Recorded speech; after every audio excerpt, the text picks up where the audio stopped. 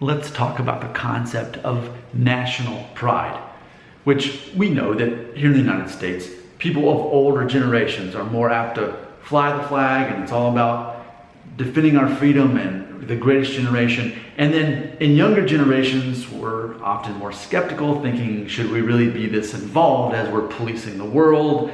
And suddenly that makes us less patriotic, that sort of thing. But what's interesting, as I was thinking about all this, is the concept of national pride.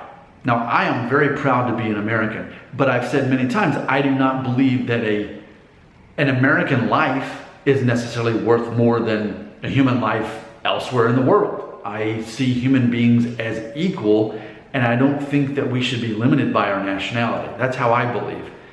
Maybe that makes me less patriotic of an American. Maybe. I think so much is perception anyway. But here's where it gets really interesting and tricky. So let's say, okay, we've got a nation of people, they're very patriotic, they've got national pride, which can be a good thing. There's nothing wrong with national pride, right? But what happens when that nation of people are pretty much all the same ethnic background?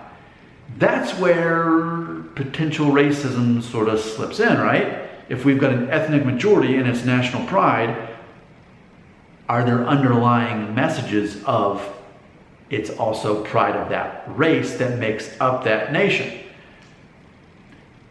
Now here in America, we are a melting pot, especially now in the 2010s, we're definitely an ethnic melting pot, more so than ever. So maybe we're not even the best example here in the United States. Maybe we'd have to look at certain countries in Europe that would be less ethnically diverse. And if they have a sense of national pride, and it doesn't have to be Europe, it can be anywhere, I'm just using that as an example. But it's interesting how I think that national pride can get confused with ethnic pride if we're not careful. That's all I really want to say, because I feel that you need to say the rest. What I said today, how does that make you feel? You tell me right here in the comments.